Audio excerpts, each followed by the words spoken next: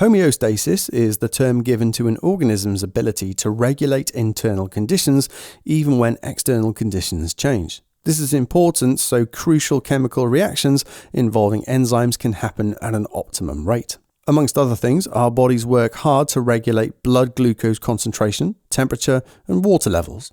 One way that our body achieves this is with our nervous system. It consists of the CNS, the central nervous system, which includes the brain and spinal cord, and the PNS, the peripheral nervous system, the nerves that go through the rest of the body. A receptor, for example, in your skin, detects a change due to a stimulus, like a hot hob. An electrical signal travels to the spine through sensory and relay neurons, that's nerve cells. The signal travels across the gap between these neurons, called the synapse, by a neurotransmitter chemical. Once at the spine, the signal can go to the brain, where you can make the conscious decision to act. The signal then goes back to an effector, like the muscle in your arm, via relay and motor neurons, so that you move your arm. A reflex is when the signal bypasses the brain and goes straight through the spine to the effector. This is a reflex arc. This, of course, is much faster than you making a conscious decision. Glands can also be effectors, which produce specific chemicals your body needs. For example, your salivary glands in your mouth make saliva when you eat food. You can investigate reaction times by holding the bottom of a ruler between a person's finger and thumb and dropping it without warning. Then you can measure the distance it falls before they catch it. Do this multiple times and take the mean average. Not too many times though, as their nervous systems will start to get a bit better at reacting to this. You can introduce an independent variable, like a stimulant, for example coffee or a sugary drink, or a depressant, which will have the opposite effect, although I can't really think of any that are legal for you guys at the minute. Then you can see how they decrease or increase reaction time respectively. You could calculate the reaction time from the distance using S equals half 80 squared, but you'll never be expected to do that in a paper. But it is something you could mention if you were asked a 6-marker on this maybe. These are the parts of the brain you need to know. The cerebral cortex is responsible for higher level functions like memory, speech, and problem solving. The cerebellum is responsible for your motor skills, movement, balance, and coordination. The medulla oblongata controls unconscious actions your body takes. You don't think about them, like your heart beating or breathing. It's also what controls the release of adrenaline. MRI scans, that's magnetic resonance imaging, are a way of seeing the activity in your brain safely. If something goes wrong with your brain though, it can be very difficult to treat without damaging important parts of it. Your eyes are the most genius cameras ever made. Accommodation is the term given to the eye's ability to change the shape of the lens in order to focus light that comes from objects that are different distances away on the retina. To focus light that comes from objects far away, the ciliary muscles relax and the suspensory ligaments tighten. They're both connected to the lens. This results in the lens becoming thinner, and that means the light is only refracted a little bit, and that focuses the light on the retina. To focus on near objects, the opposite is true. The ciliary muscles contract, the suspensory ligaments slacken, and the lens becomes fatter or thicker.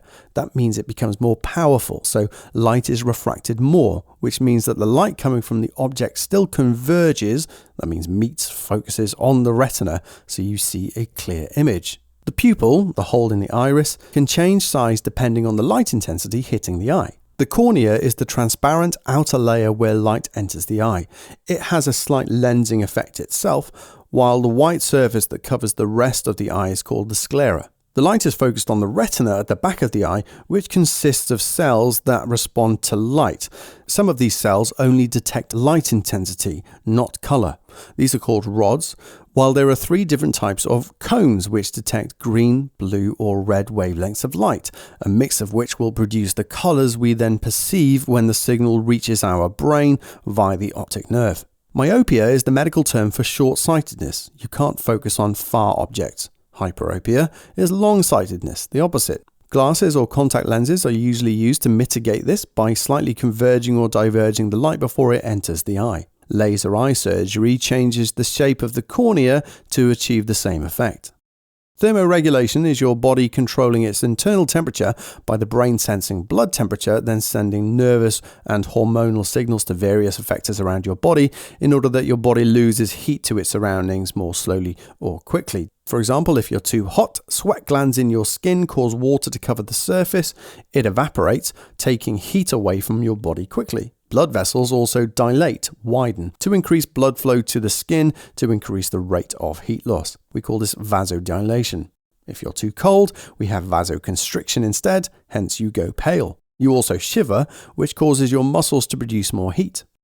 The endocrine system is a system of glands that produce or secrete hormones that travel to effectors via the blood. This is, of course, slower than any signal carried by the nervous system. The pituitary gland in your brain can be considered the main or master gland, as it produces hormones in response to stimuli that travel to other glands in your body in order to make them start producing certain chemicals. Examples are the pancreas, which produces insulin, the thyroid, which controls all sorts of things like growth and heart, muscle and digestive function, and more, the adrenal glands, which produce adrenaline, and the ovaries or testes, which release eggs or sperm, depending on which you have.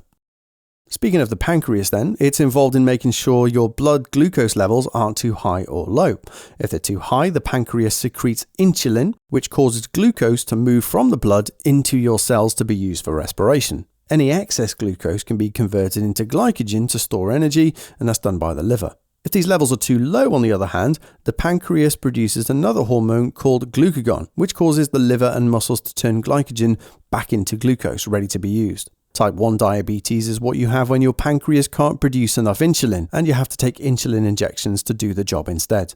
Type 2 is when your cells no longer absorb the glucose as they should, so you have to be careful with your diet, and if you're overweight or obese, you have a much higher risk of developing this.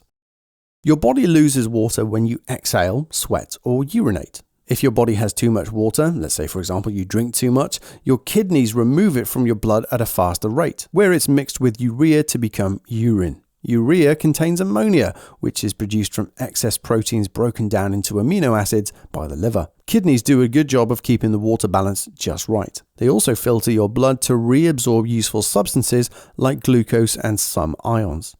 A bit more detail about how they work then. Antidiuretic hormone, or ADH, is produced in the pituitary gland, which travels to the kidneys and causes the tubules in your kidney to reabsorb more water into the bloodstream, so less then goes to the bladder. If the water level is too high, less ADH is produced, so the kidneys cause more water to be lost in urine. In both cases, the water level returns to normal, so this is an example of negative feedback. Negative feedback might sound like it's a bad thing, but all it means is that the body responds in such a way as to return things to normal. If your kidneys aren't working properly, dialysis is required. Essentially, your blood is sent through a machine that does the same job as your kidneys. If this doesn't happen, the buildup of urea can poison you. Menstruation occurs in females after puberty. First, FSH, made by the pituitary gland, causes an egg to mature in the ovary. This also causes the ovaries to produce estrogen, which causes the uterus lining to thicken. It also inhibits or stops the production of FSH, so no more eggs mature in that cycle. Very clever. Estrogen also causes the pituitary gland to produce LH, luteinizing hormone, which causes the egg to be released, and it starts to travel towards the uterus via the oviduct over several days. Finally, progesterone is also produced by the ovaries, which maintains the uterus lining. This is great news if you're looking to get pregnant. If not, you need to find some way of stopping a sperm cell from meeting an egg cell. Contraception options include pills that inhibit FSH production, so no eggs mature, progesterone injections that stop any eggs from being released, or you can just have an implant that slowly releases this over months or years if needed. Condoms for men and diaphragms for women are simple barriers to stop sperm from reaching an egg. An IUD, an intrauterine device like a copper coil, prevents a fertilized egg from implanting in the lining. You could quite simply just avoid sex for some time after the egg has been released, as that's when it travels slowly down the oviduct where a sperm can meet it. Clamping the oviducts, sometimes referred to as having your tubes tied, or cutting the sperm ducts, either of these will obviously stop the cells from meeting. Some couples, however, would love to have children but can't due to infertility. Sometimes it's something fairly simple, like not enough FSH or LH produced, which injections can fix. The most expensive solution to bigger issues is IVF, in vitro fertilization. Eggs are harvested from the woman after inducing their release and will then be fertilized in the lab with the prospective father's sperm. Any embryos that develop are inserted back into the uterus, where they will hopefully embed in the lining and grow normally. The success rate, sadly, is very low, but there's also the risk that there could be more than one baby born, which might not be desirable. If an egg is successfully fertilized, it will embed itself in the uterus lining where it will divide to form a zygote and then an embryo. The umbilical cord develops between it and the uterus lining, which has a good blood supply to provide oxygen, nutrients, and everything else the baby needs to grow. Even in the womb, the higher levels of testosterone in a male or estrogen in a female determines the baby's physiology. Adrenaline is the hormone that increases heart and breathing rate in stressful situations to prepare the body for fight or flight. Thyroxine is secreted by the thyroid. This controls metabolic rate. Plants also have their own hormones which we can utilize when growing them. Gibberellins cause seed germination to occur, which we can add to seeds to give them a wake-up call. It also promotes flowering and increases the size of fruits. Ethene induces ripening of fruits. Auxins control shoot and root growth. It gathers on the shaded side of a shoot, causing an unequal distribution, causing more growth and elongation of cells on the shaded side, so the shoot bends toward the sun or light source. This is what we call phototropism. In roots, however, auxins inhibit growth. The hormone gathers on the bottom of a root. That means the top side grows more quickly, causing the root to grow downwards. This is called geotropism. We can also use auxins as weed killers, rooting powders, and for promoting growth in tissue cultures. We can do a mini investigation. We can put some seeds on damp cotton wool in a petri dish, for example, stand the petri dish on its side, leave it for a few days, then turn it 90 degrees, and you should see that the roots have bent in that time, demonstrating geotropism in roots. So I hope you found that helpful. Leave a like and a comment if you did, and click on the card to take you to the playlist for all of the papers, and don't forget to check out the Science Shorts app to help you test your knowledge.